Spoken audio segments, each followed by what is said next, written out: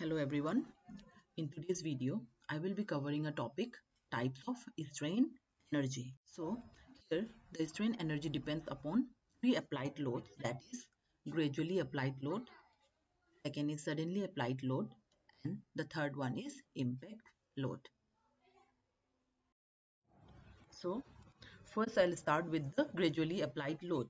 In this case, I will explain about the stresses formed in the material when it is loaded. So in case of the gradually applied load. So this diagram I have explained in my previous video. Here, see, in the y direction is the resisting force and in the x direction is a deformation. And in this point, both the resisting force and the deformation is 0. So when we applied a load up to this level, then what will happen? The deformation will also get increased, and when we increase our force, then the deformation will also get increased. So it increases, the deformation increases gradually while we are applying a force on the material. So here in this case, in case of the gradually applied load, what happened? The strain energy will form in this shape. So strain energy is nothing but it is the internal energy which is stored in the material when it is loaded within the elastic limit. So we have already the formula for strain energy. So we know that this strain energy, which is denoted by the term capital U, is equal to area of the triangle. This is the area where the strain energy is formed. So we have already know this formula for finding the strain, that is sigma square upon 2e into v is equal to, what is the area of the triangle here? That is half into base into height. So here base is nothing but the delta L, that is change in length, and P is nothing but the resistance force. So here we can write delta L as sigma L upon E. So here we already know that delta L is equal to PL upon E. So this PA we can write sigma. Sigma is nothing but the stress. Stress is equal to force per unit area. So in place of PA we can write sigma. So into P. So here in case of B is nothing but the volume of the material. So volume of the material we can write AL is nothing but the area of the particular material, and length L is the length. So here is equal to half into sigma L upon E into P. So here you can see this sigma and this sigma will get cancelled. One sigma from one sigma here, and this L will also get cancelled, and 2e here also in the base it's 2e. So this 2e and 2e will also get cancelled. So our equations will be sigma A is equal to E. So here, as we are finding the stresses formed inside the material when it is loaded in case of the gradually applied load. So just we need to do is we need to shift this A that side, then our equation will become sigma is equal to P upon A, and the unit of sigma is Newton per mm square. So this is the formula which we'll be using in case of the gradually applied load. So the second one is suddenly applied load. So in this case, we'll see how the stress can be determined in case of the suddenly applied load.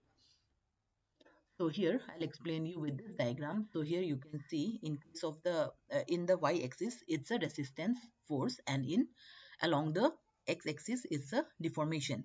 So here you can see when we applied a force suddenly on any material, what will happen? The material will get deformed suddenly. So here in this case, what happened? The deformation, the strain energy will form in this shape. So here you can see, here we know that strain energy will form in this shape, that is the area, this area in terms of the rectangle. So now we know the formula for strain energy, that is U, and the formula of rectangular is base into height, that is deformation into the force. So deformation is denoted in terms of delta L here, and resistance force is denoted as term of P. Now here we know that the delta L we can write sigma L upon E, and P will keep it as P only. And this is the formula for finding the strain energy. So now here in this case, say here what I have done is V is the volume of the material, that is area into L. So now we'll cancel out this sigma and sigma. This from here one sigma will get cancelled, and from this one sigma will get cancelled. And here L and L this will get cancelled, and here 2E, and here is only 1T. So 1E, and from here 1E will get cancelled. So the remaining will be sigma is equal to 2P upon A. So this is the formula for finding the stresses in case of the suddenly applied load. And the Newton of sigma. Sigma is nothing but the stress is Newton per mm square. Now comes to impact load. So impact load, I'll explain you with this figure. Here, we are considering a road where this collar is attached to the lower end of this bar. Okay, so here this load which can this one fall from a height of h on this collar. So here this load is allowed to fall from a height of h, and because of this load which is falling from a height of h, there is an extension in this rod, that is delta L. Delta L is the extension, that is change in the length. Here work done by this rod is equal to load into the distance. So what is the load here? That is P, and the distance covered because of this load is H plus this delta L. So, here due to this impact load, the strain energy will be stored inside this rod. So we know that the strain energy is given by the formula, that is sigma square upon 2E into AL. So here we need to equate this equation 1 and equation. So what we'll get, see, work done is equal to the strain energy. So we have the expression for work done by this load, that is P into H plus delta L, and we have an expression for finding the strain energy, that is U is equal to sigma square upon 2E into AL. So here we know that this delta L we can write like this, PL upon AE, and I have already mentioned in my previous videos also. So here we can write in place of P by A, that is sigma. So just we need to put this expression in this, so it will become delta L. In place of delta L we need to put this, that is stress L upon E is equal to sigma square by 2E into AL.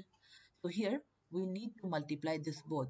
So it will become P into H plus P sigma L by E is equal to the same formula for the strain. So we'll get this value PH2E upon AL plus 2P sigma upon A equal to sigma is. So what we need to do is, this was the equation in my previous slides.